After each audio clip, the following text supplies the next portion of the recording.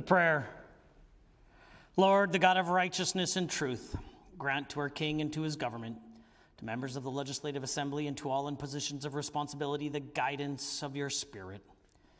May they never lead the province wrongly through love of power, desire to please, or unworthy ideas, but laying aside all private interest and prejudice, keep in mind their responsibility to seek to improve the condition of all. Amen. Honorable members, please remain standing. Elder Leonard Saddleback of the Samson Cree First Nation, who is joined by his wife, Julia Gibson, will now offer a blessing.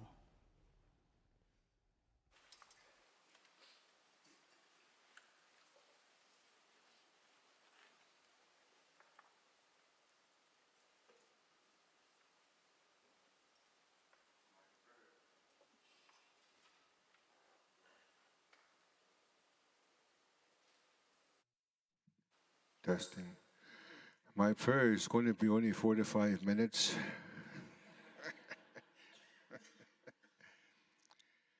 But today I'm grateful to be here again. I gave a name to the Premier. Her name to us, Sagaste no Kape Pasigot, means from the sun, a woman rises and walks out from there. That's her Cree name. I'm grateful for that name because we connect in our tribal names, the names that we passed on, so our children can work with you, so our children, our great-grandchildren will work and understand the relationship that we have in Treaty 6. Also, my relatives in the Métis societies, I want to thank all for this prayer as a holistic prayer. In our Sundance ceremonies, the middle pole, the totem pole, is the point of the central meetings for all different nations to understand each other, to live in peace, and create programs for us, for our children to get together and the leaderships to work in this land and to enjoy all people that came from a different area, your ancestors. Today, Creator, I'm asking you for a special blessing to give us the honor of human race, humanity. Everybody matters today, Creator. The things that we understand from school programs, mind over matter. And my ancestors always told us, Creator, I hope they understand. Everything matters. For the existence of tribal laws, for the existence of respect of tribal laws and the laws of others. Creator, today I blessed this group of people in your name. Manto, say Manto. Lord, Savior, I understand all the things that we've done in our ceremonies. For 58 years, I honored you and fasted 44 days before we do a Sundance. This is a gathering of the blessings that I bless this gathering to work together and to enjoy in happiness, right or wrong, to correct that. And all the stuff that you've given us, this land, everything, the gravel, the trees, the animals, the fish. Creator, give these people that special blessing to understand, to help us, to help all, not just a few people, but all the hospitals, all the schools, every institution, Creator. I'm asking you to bless that. Last night, the prayers that I did with my pipe, the prayers that I did in my mind, heart, and soul, I honor Rick Wilson today in that prayer, Eagle Man, Kihunapio. Give us that blessing today to understand. And also the woman, Layla, who her Cree name is P.Screw, Thunderbird Woman. Bringing this tobacco to me today is a great honor. And with that, I want to honor and bless the Lieutenant Governor, the Speak Throne, to give us an understanding so I can go back to my reserve and that understanding to talk to my people in a good way. With that, hi, hi.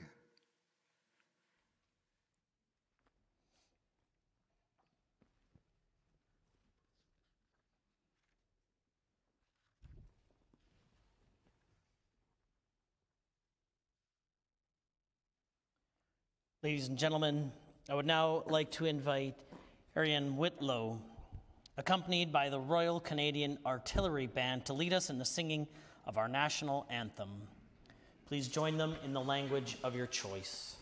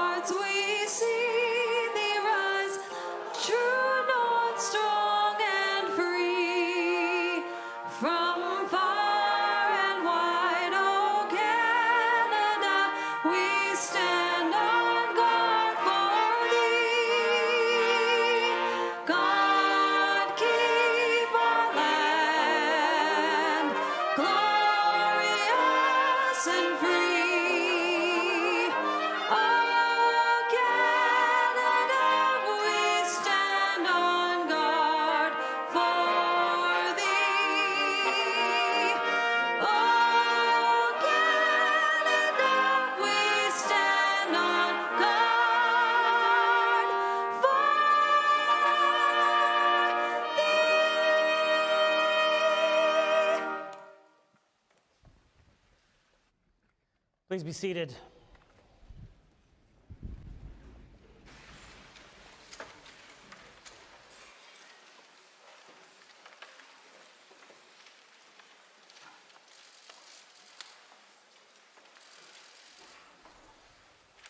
Honorable members, I think we should have the RCA band here every week for O Canada. The RCA band will now play a brief musical interlude. The piece to be performed is entitled Grand Valley Fanfare.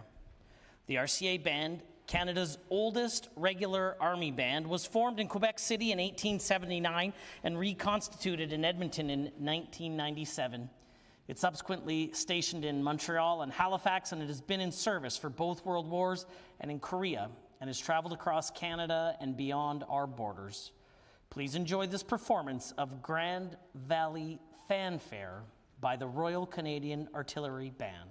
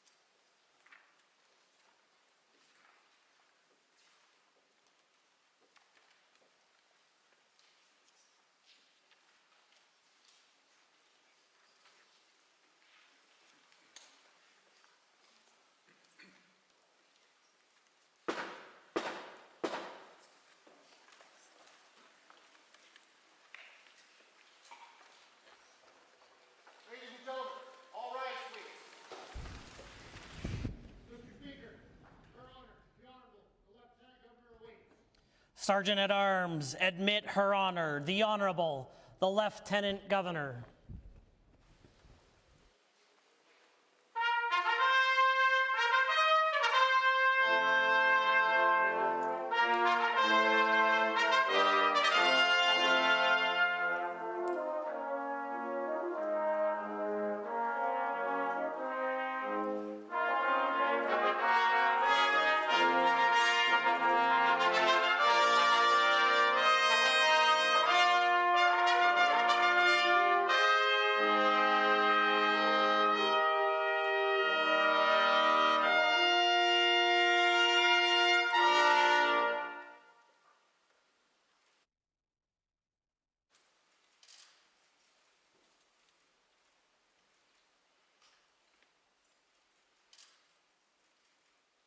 Please be seated.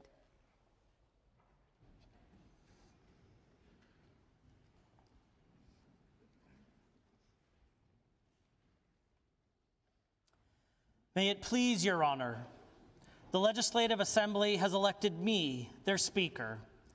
Though I am but little able to fulfill the important duties thus assigned to me, if, in the performance of those duties, I should at any time fall into error, I pray that the fault may be imputed to me and not to the Assembly, whose servant I am, and who, through me, the better to enable them to discharge their duty to their king, province, and people, humbly claim all their undoubted rights and privileges, especially that they may have freedom of speech in their debates, access to Your Honor's person at all sensible times, and that their proceedings may receive Your Honor's the highest favorable construction.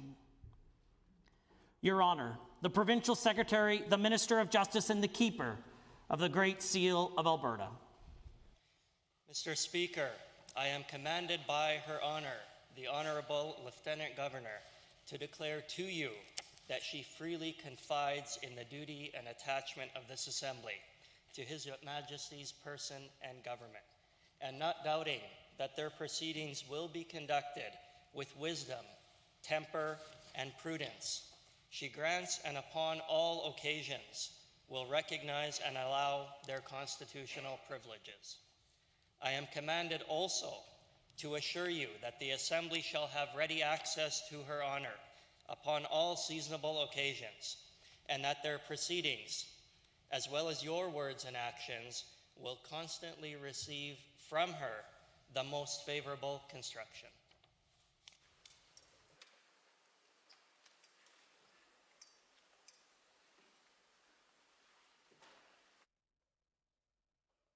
Well, good afternoon, everyone.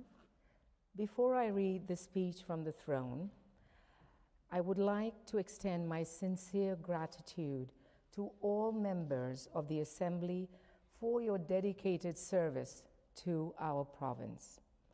The role that each of you plays is important to our system of government, and the work that you collectively do in this chamber is essential to the quality of life of Albertans. I wish each and every one of you a most productive and constructive session.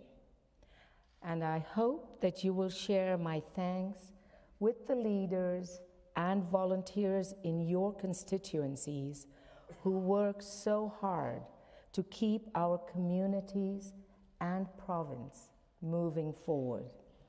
Please also convey my gratitude to your families and loved ones who make daily sacrifices to support you. With that, I will begin the speech from the throne.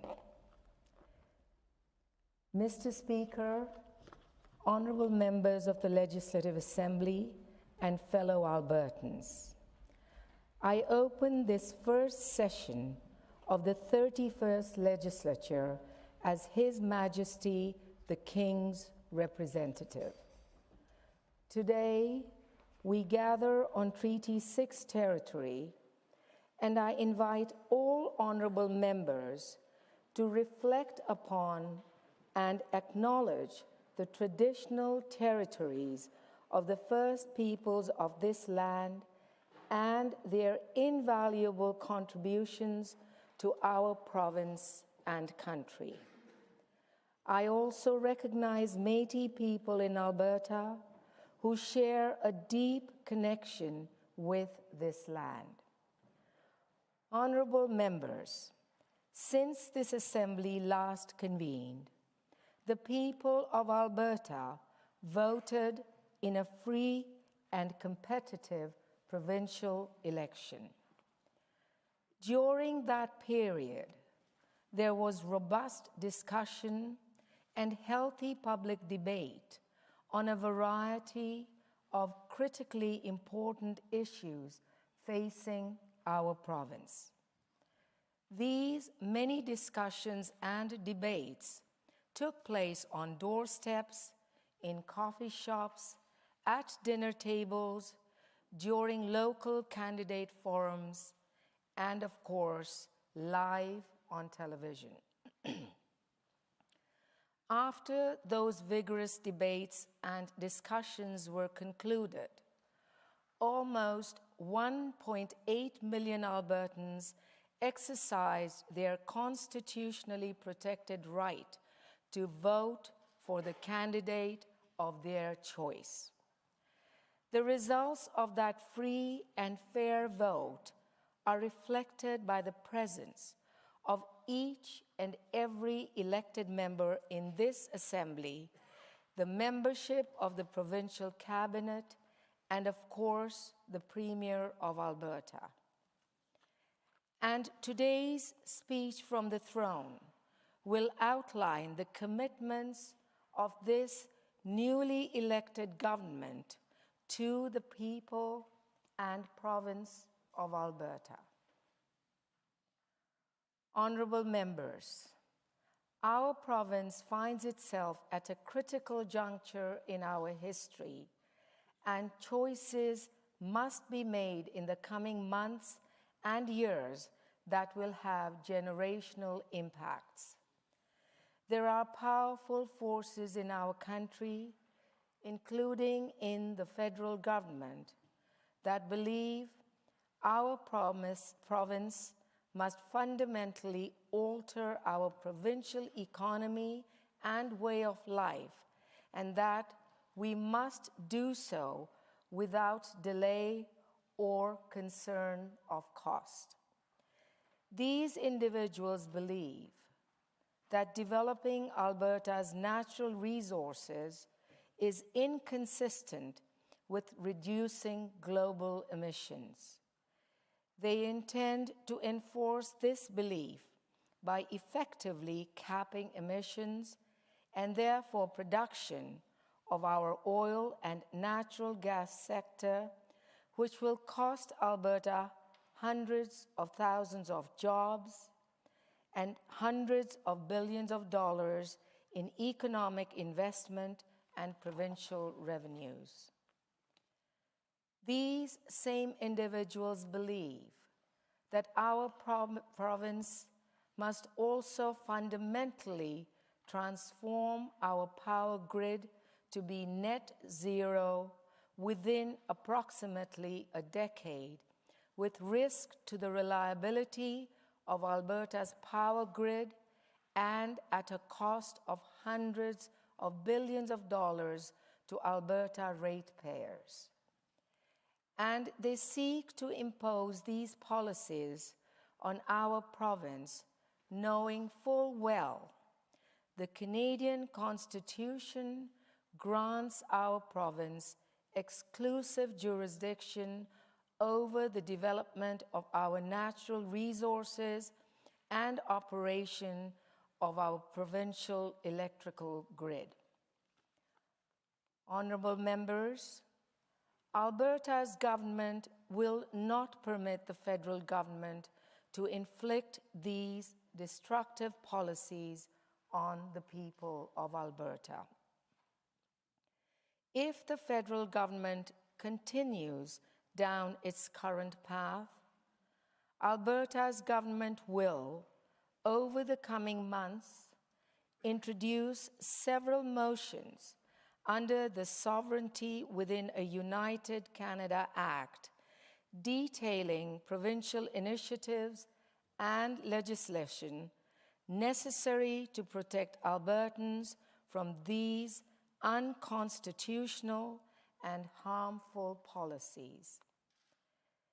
It is the Alberta government's position that every Albertan must have access to affordable and reliable electricity, no matter the weather or time of day, and this government will not permit misguided federal policies to risk the safety and prosperity of Albertans.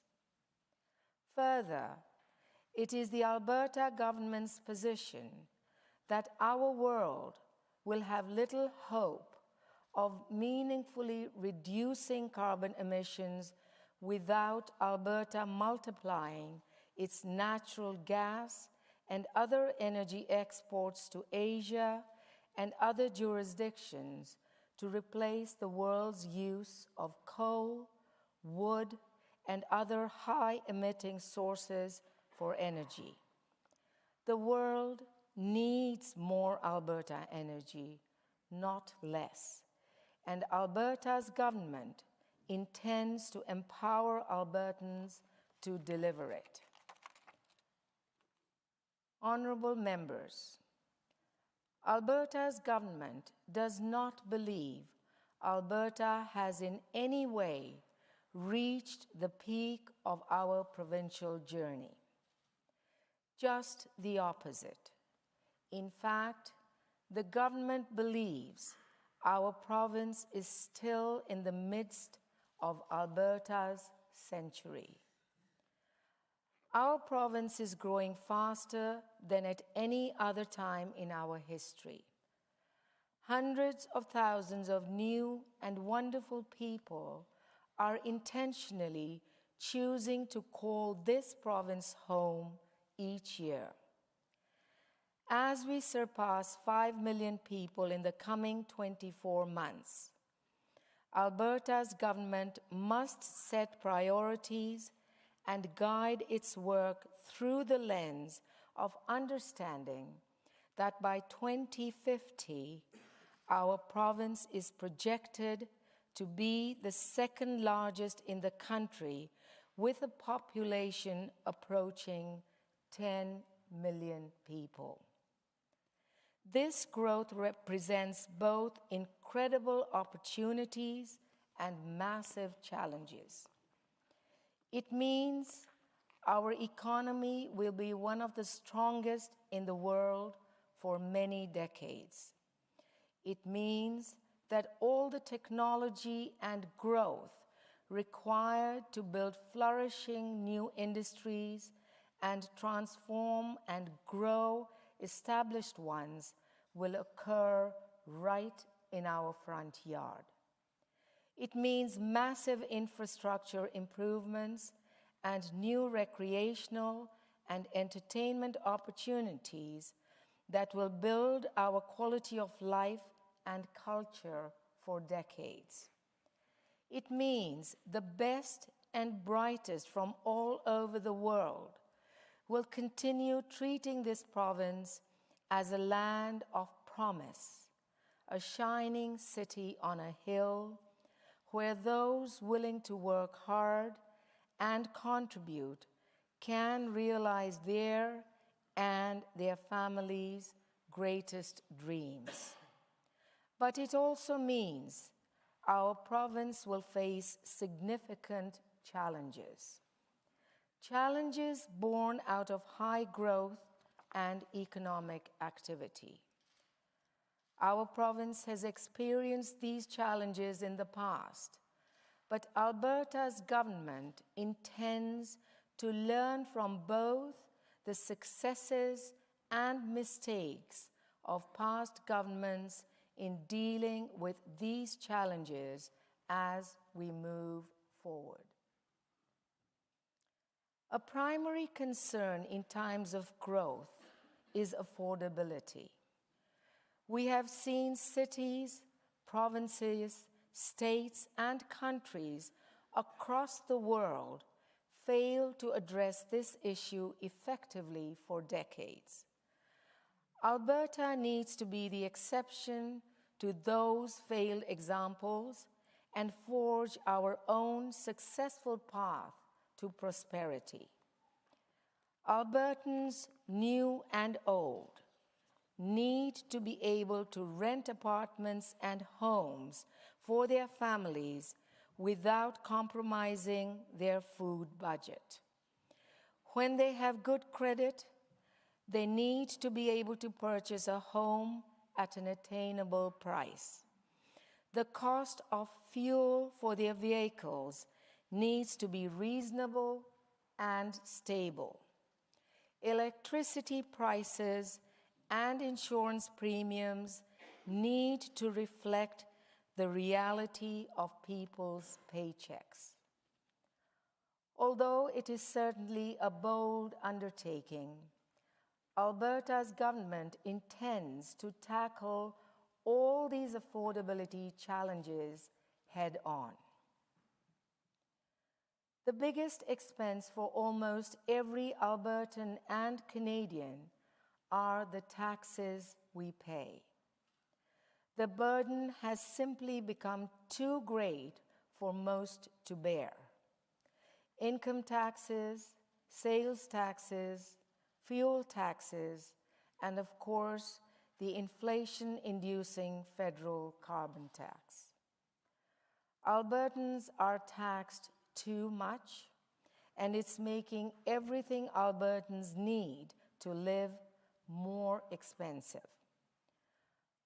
For obvious reasons, Alberta's government can do little about the federal carbon tax or federal sales tax.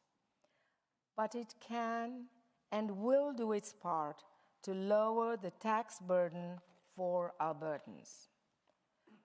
That is why Alberta's government will introduce Bill 1, the Taxpayer Protection Amendment Act, to guarantee there will be no new taxes or increases in personal or business taxes in this province without approval by Albertans in a referendum.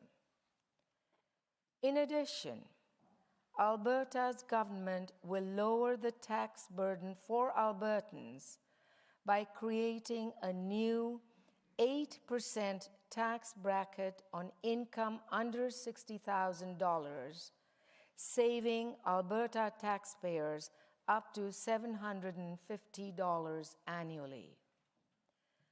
The government will also legislatively extend the fuel tax pause until December 31st, 2023, and has made the fuel tax relief program permanent to protect Albertans during times of high oil prices. Albertans will reap the benefits of these tax cuts and their consumer protections. They will keep more of their hard-earned money for the things that are important to them, whether that's nutritious food, hockey fees, dance lessons, further education, family vacations, or retirement savings. Honorable members, housing and the price of housing has become one of the greatest concerns across the country. Albertans feel these pressures, and Alberta's government is here to support them. The government is expanding the use of rent supplements to better use existing rental market capacity and help more Albertans get into suitable, affordable housing. Alberta's government is also working to develop partnerships and build capacity within the housing system to support an additional 12,000 low-income households through rent assistance. With its partners, Alberta is now supporting $9 billion in housing investments to build 25,000 new units by 2031, and will be working with municipalities to drastically increase private construction to ensure Albertans can find homes to rent and buy that fit within their budgets. Albertans' electricity costs are too high, honorable members. There are many reasons for this. A rushed provincial transition from coal to natural gas and federal policies that are scaring away new investment in electricity generation from natural gas are the primary culprits, but there are certainly additional factors. Regardless, electricity in Alberta has gone from being among the most affordable in the country to among the most expensive. Alberta's government will not allow that to continue. Over the coming months, Alberta's government will work collaboratively with industry and consumers on a package of substantive reforms to ensure Albertans have an electricity grid that gives them access to affordable and reliable power and supports the expansion of a power grid that will need to more than double its base load capacity in the coming decades. These reforms will ensure ample natural gas-generated electricity is brought onto the electricity grid to ensure prices are pushed down and the lights always stay on. It will ensure that our electricity market is free from market manipulation and that ratepayers are not left with unaffordable electricity rates under what is now inappropriately termed the regulated rate option. Alberta's government will incentivize investments in carbon capture, utilization and storage, nuclear, geothermal, and other reliable sources of base load power. It will modernize the grid and incentivize consumers to install solar panels and other energy-efficient technologies in their homes and businesses to decrease demand stress on the grid. And Alberta's government will conclude work on a regulatory regime that continues to see Alberta lead the country in renewable energy growth in a manner that is financially sustainable, protects our pristine landscapes and prime agricultural lands, guarantees end-of-life site reclamation, and does not risk the integrity of our power grid. Simply put, Albertans will have affordable and reliable electricity when and where they need it. And the province will accomplish all this while moving towards a carbon-neutral electrical grid by 2050. Insurance premiums are another cost of living pressure that this government must act on. Albertans can't just choose not to have insurance. They need it for their vehicles and property. And although Alberta's government supports the consumer choices and other advantages that our free market insurance system provides, our insurance industry must understand that when it provides a product that effectively all Albertans are required to have, consumers must be protected from undeserved spikes in the costs of those products. That is why Alberta's government froze auto insurance rates before the end of last year. And it is why, when the government lifts that freeze in the new year, it will also implement a series of reforms to limit increases to premiums for drivers who have safe driving records and introduce other changes to assist insurers to keep premiums more reasonable and competitive with the rest of the country on a go-forward basis. Life in Alberta must be affordable for those who choose to live here. Life in Alberta must also be safe. Albertans are done with allowing further deterioration of public safety on our streets, especially in Edmonton and Calgary.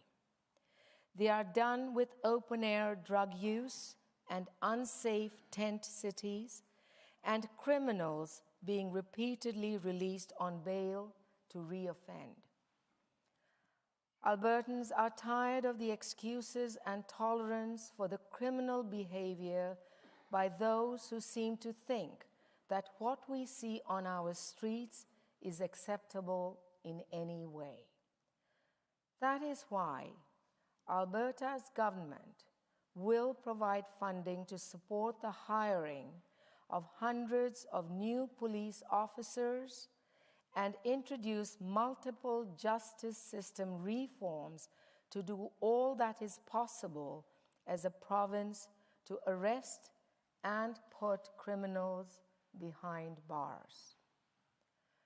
While Albertans are looking for consequences for criminals, our hearts also break as we see so many falling into the deadly and destructive trap of addiction and untreated mental health issues.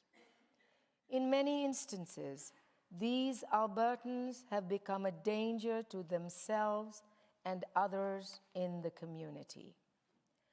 That is one of the reasons why Alberta's government will introduce legislation to create a compassionate intervention program for those who have lost the capacity to make life-saving decisions and are a danger to themselves or others. And it's why Alberta's government is establishing 11 recovery communities and adding to the more than 10,000 new publicly funded addiction treatment spaces across the province. We owe it to these Albertans, their families, and the community to find a better way to get them the help they need. Our streets and communities must be safe, and Alberta's government calls on the federal government, municipal councils, and police commissions to work together to aggressively address this critically urgent challenge. As our province doubles in size over the coming decades, we will also need to significantly improve and grow the capacity of our healthcare system for all Albertans. Despite the excellent work of doctors, nurses, and other frontline staff, more work is needed so Albertans can access world-class healthcare when and where they need it. Alberta's government began down this road last fall with its Healthcare Action Plan. While we have seen some success with reducing wait times in emergency rooms and for surgeries and improving ambulance response times, the government believes more needs to be done. Earlier this month, Alberta's government took action to help Albertans get more access to family doctors and other local health professionals, which is the foundation of a healthier province. The government will have more to say in the coming weeks on additional action to decentralize decision-making and move additional health resources and professionals to the front lines. This, in turn, will increase healthcare capacity and improve healthcare delivery in the province and lead to better outcomes for patients. Honorable members, with the substantial growth our province is set to experience in the years ahead, Alberta's government must significantly expand the number of spaces in our kindergarten through grade 12 and post-secondary education systems. Not only does our province need many more classrooms, teachers, assistants, and support staff, we also need more quality educational choices for parents by growing capacity in and improving the quality of our public, separate, charter, independent, and home schooling systems. Government will further integrate mental health supports within schools and continue to implement additional educational assistance into classrooms to address the unique and specialized needs of many of our students. Alberta's government will also ensure our kindergarten through grade 12 and post-secondary school systems outline clear paths for students and parents to help direct students into the jobs and careers our province needs most. The government will work to strengthen career education by funding new and enhanced dual credit programs, bringing more collegiate schools online across the province to create pathways for students, and exploring new ways to attract and bridge qualified tradespeople, healthcare professionals, information technologists, and other experts into the teaching profession. And Alberta's government will champion skilled trades and professions to ensure young Albertans know that apprenticeship education has as much merit and value as any other form of post-secondary study. Our children deserve a world-class education system geared towards obtaining jobs and success in the economy of today and tomorrow. Alberta's government will ensure they have it. Honorable members, if Alberta wishes to maintain and further grow one of the world's most successful economies, the government believes we must build on our core strengths while incentivizing the creation and growth of new industries and opportunities. Our province is the fourth largest producer of oil and gas in the entire world and is far and away its most environmentally responsible one. Alberta will not be content with fourth place, not when our province's energy reserves and environmental technologies are second to none, and when increasing our exports can guarantee energy security for the free world while replacing thousands of megatons of carbon dioxide from coal and other high-emission fuels with clean Alberta LNG and responsibly developed oil products. That is why Alberta's government is forming a cross-ministry working group to review and reform how it regulates natural resource development in this province. Not only will Alberta be the greenest energy producer in the world, the government will ensure we create one of the most efficient, timely, and red tape-free jurisdictions on the planet to invest in energy, whether that be conventional, non-conventional, renewable, or otherwise. Alberta's government will ensure the entire world understands that the words Alberta and energy are inextricably linked for generations. Further, with food security becoming an emerging world challenge, Alberta is perfectly placed to help feed the world with our world-class agricultural entrepreneurs, farmers, and ranchers. That is why Alberta launched the Agri-Processing Investment Tax Credit to attract large-scale investment in value-added agricultural manufacturing. This tax credit builds on the province's other competitive advantages and maximizes opportunities to create more jobs for Albertans.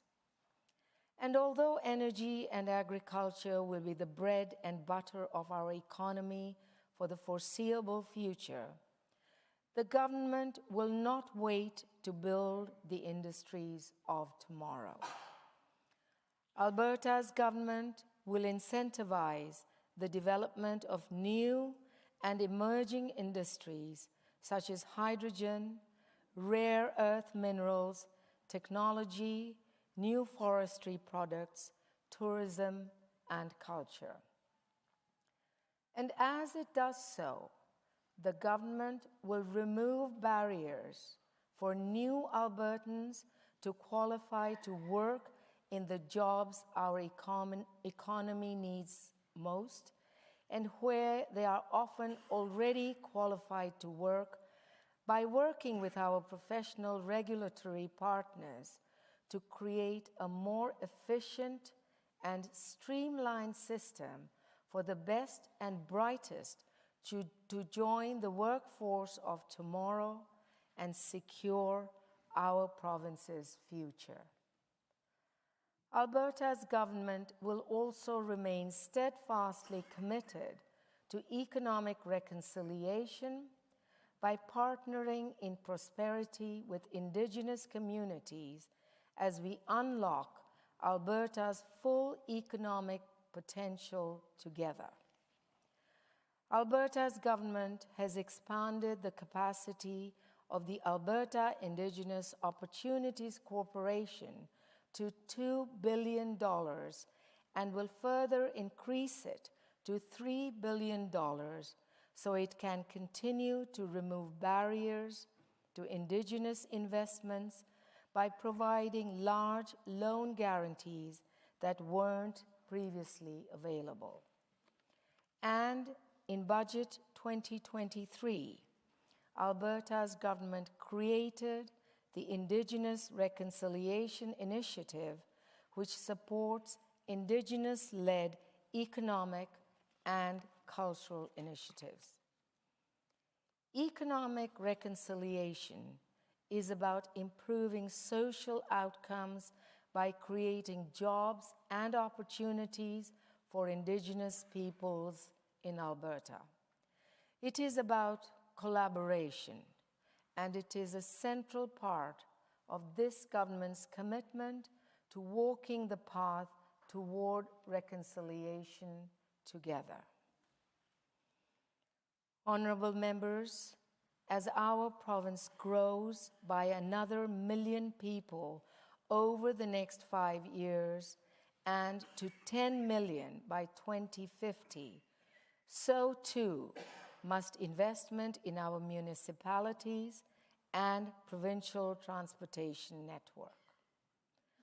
Aside from healthcare facilities, schools, and other needed building infrastructure, the province needs to substantially invest in infrastructure that incentivizes economic development, attracts skilled professionals, and increases the quality of life of Albertans. That is why Alberta's government has been working closely with municipalities across Alberta to finalize a new funding framework that is tied to provincial revenues and provides more predictability for capital planning at the municipal level. But the province also needs to significantly expand our provincial transportation and highway network and build commuter rail links between our two largest cities and their growing neighboring communities and airports. We need to decongest our highways to Kananaskis and Banff with a passenger rail tie between the Calgary Airport, downtown Calgary, and Canmore, Banff. And yes, we need to start planning for the inevitable need for high-speed rail through the Calgary-Red Deer-Edmonton corridor when 6 to 7 million Albertans eventually call that corridor home. These investments are decades long and should not be made randomly. They must be planned carefully and in an integrated fashion to ensure the most efficient and timely use of tax dollars. Alberta's government intends to do just that.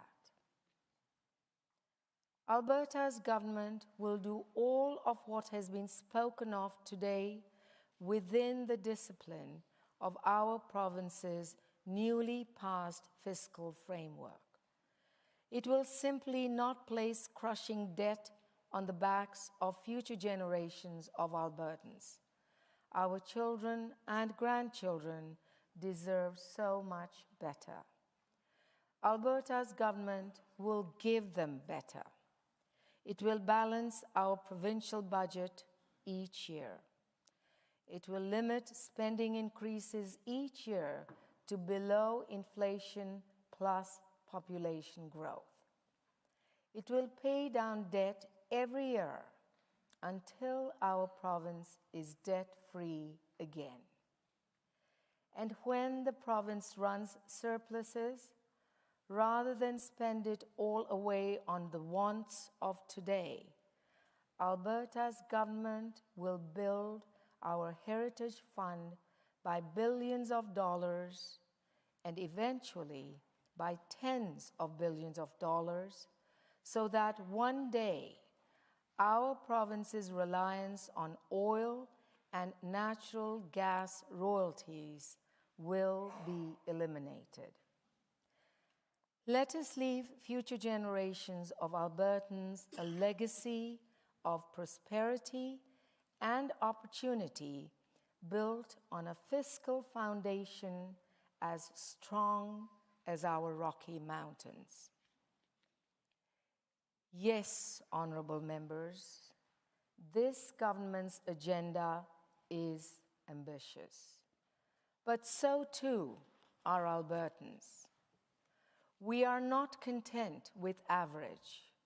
We are not a people to say good enough when the job is not yet finished. And we do not shy away from a challenge, not when the future of our families, friends, and neighbors is at stake. We are indeed a province of leaders, innovators, pioneers, and visionaries. But we are also a province of teachers, healers, and protectors. And we will need the unique strengths and gifts of all of us and those of our children and their children to realize the limitless promise of this great province. God save the King, and may God bless Alberta to be forever strong and free.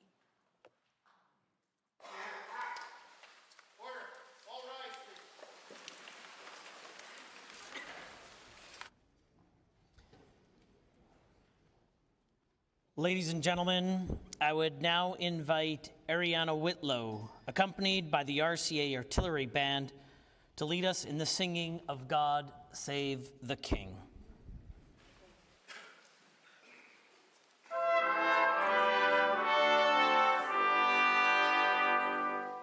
God save our gracious King, long live our noble King. God save the King. Send him victorious, happy and glorious, long to reign over us. God save the King.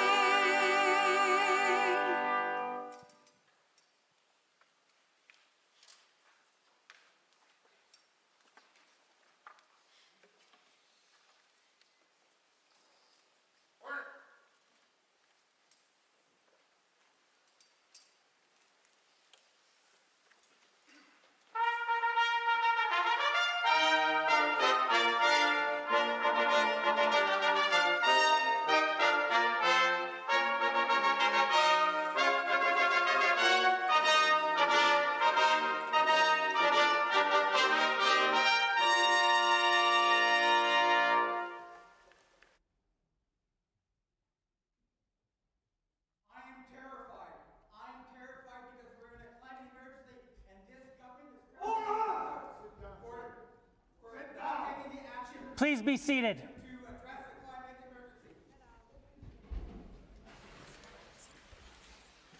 We need to stop drilling for new oil. We need to stop new gas. We need to stop new coal.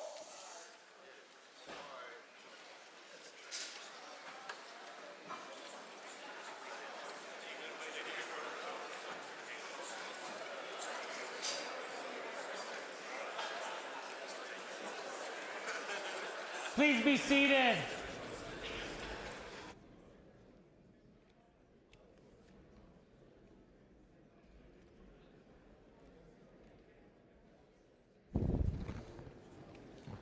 Order. Order. Please be seated.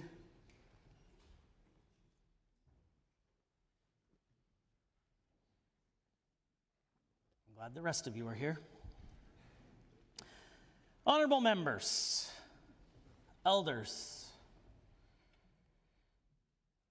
chiefs, Chief Justice, High Commissioners, Consul Generals, members of the Diplomatic Corps, please be seated, Premier. I'd like to take just a moment and provide an opportunity to reflect on the significance of today.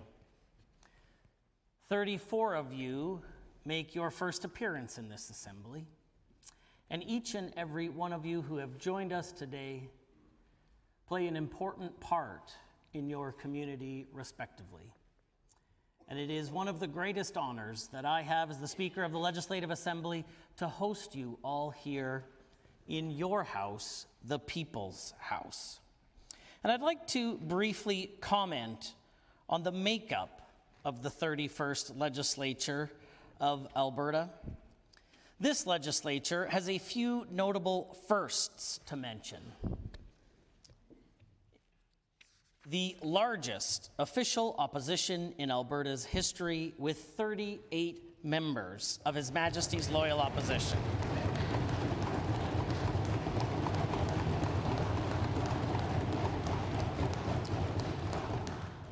The Assembly has 33 women members, which is 38% of all members.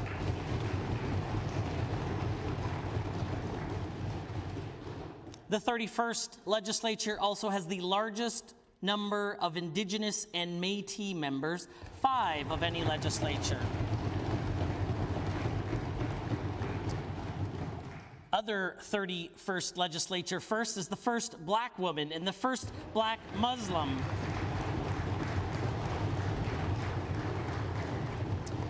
In terms of languages, there are 21 languages other than English spoken by members, with French being the most common language.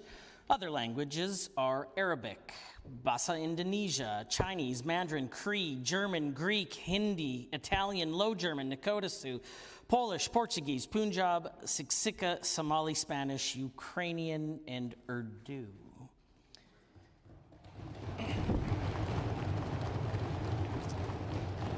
One other interesting note about the composition of the legislature is that occupational backgrounds of our membership include the most common occupation of 18 members were business people or entrepreneurs, 14 were executive directors or directors, 9 worked as post-secondary instructors or lecturers, 8 were lawyers, it's probably the right number, and 8 are also farmers or ranchers.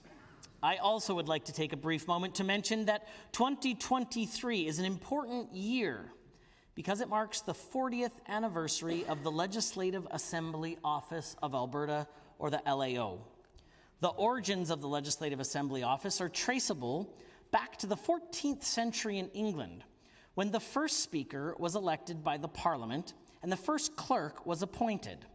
In more recent years in Alberta, the sometimes called Speaker's Department was established to support the work of the Speaker and its members. The name of the organization was formalized as the Legislative Assembly Office in 1983 when the Legislative Assembly Act of Alberta was passed.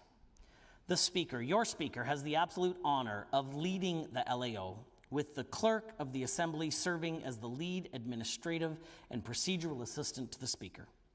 The LAO provides a multitude of services to members, including providing administrative, financial, legal, procedural, information technology, human resources, and security services. The Legislative Assembly provides library and information and outreach services to the members and to members of the public. In addition, in 2023, the LAO received a Great Place to Work certification. This designation demonstrates that those in the job market that the LAO is an employer of choice, and it strengthens an already strong workplace culture. Please join me in recognizing the work and the significant anniversary of the Legislative Assembly Office of Alberta.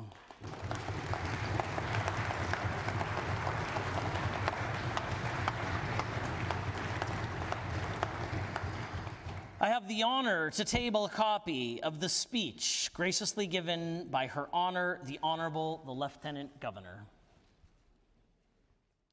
The Honorable the Premier. Well, thank you, Mr. Speaker. It is my honor to rise today to introduce Bill 1, the Alberta Taxpayer Protection Amendment Act 2023. This legislation fulfills a promise that we made to Albertans to keep taxes low for individuals, families, and businesses, and to protect Albertans from increases to personal and corporate income taxes by requiring an approval through a referendum. Mr. Speaker, Alberta's low-tax environment is attracting newcomers by the thousands and driving further growth and diversification of our province's economy. Pro-growth policies like the job creation tax cut has made us one of the most business-friendly jurisdictions in all of North America, and this legislation will further cement our position as the best place to live and do business. And with that, Mr. Speaker, I hereby move first reading of Bill 1, the Alberta Taxpayer Protection Amendment Act 2023. The Honourable the Premier has requested leave to introduce Bill 1, Alberta Taxpayer Protection Amendment Act 2023. All those in favour of the act, please say aye. Aye. Any opposed, please say no. In my opinion, the ayes have it. That motion is carried and so ordered. A bill being the Alberta Taxpayer Protection Amendment Act 2023, introduced by the Honourable Ms. Smith, is now read a first time. The Honourable the Premier.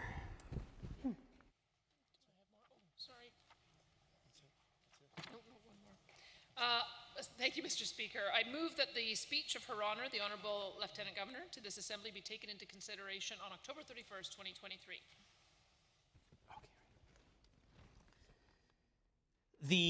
Having heard the motion as proposed by the Honourable the Premier, would all those in favour please say aye. Aye. Any opposed, please say no. In my opinion, the ayes have it. That motion is carried and so ordered. The Honourable the Clerk. Mr. Speaker, I have received from the Chief Electoral Officer of Alberta, pursuant to the Election Act, reports containing the results of the general election conducted on the 29th day of May 2023, which state that an election was conducted in the following electoral divisions, and such reports further show that the following members were duly elected. Calgary-Acadia, Diana Batten.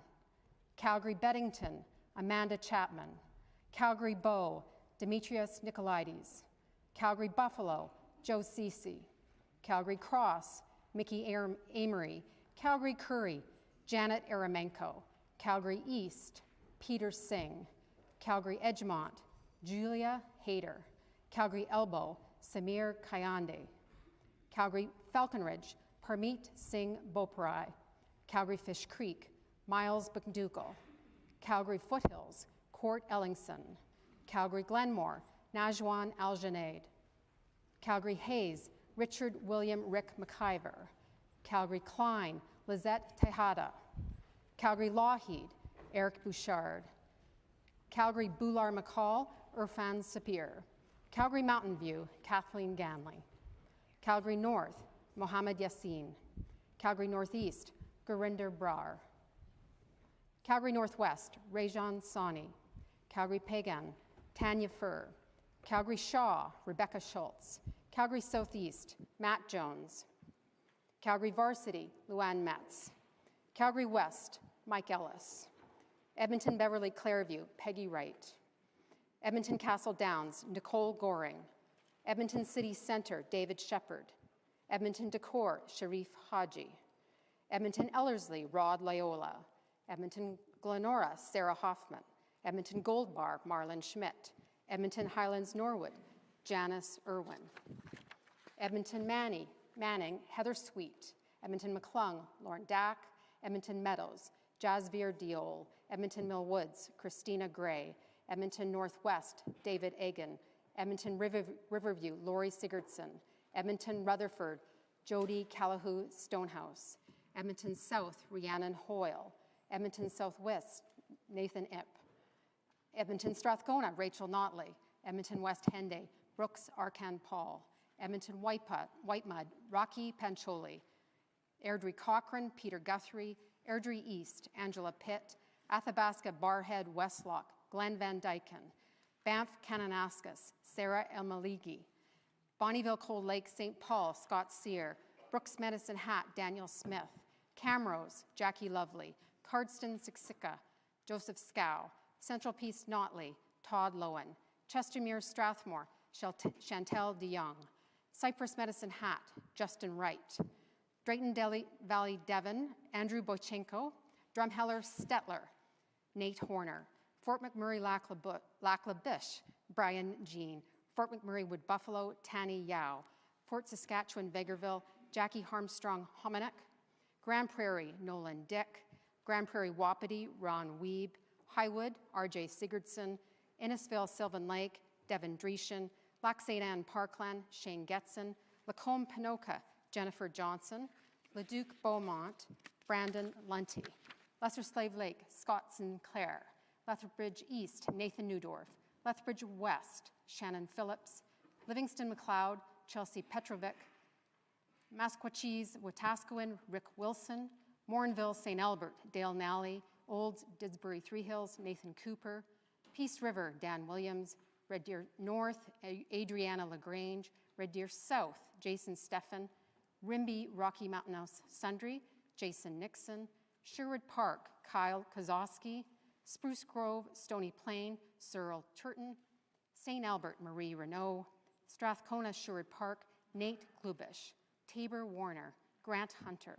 Vermilion, Lloydminster, Wainwright, Garth Rosewell. West Yellowhead, Martin Long. The Honourable the Government House Leader. Thank you, Mr. Speaker. I move that the Assembly stand adjourned until Tuesday, October 31st, 2023 at 1:30 p.m. I, for one, will be dressed as the Speaker. Having heard the motion as proposed by the Honourable the Government House Leader to adjourn, all those in favour, please say aye. Aye. Any opposed, please say no. In my opinion, the ayes have it, and the House stands adjourned until tomorrow at 1:30 p.m.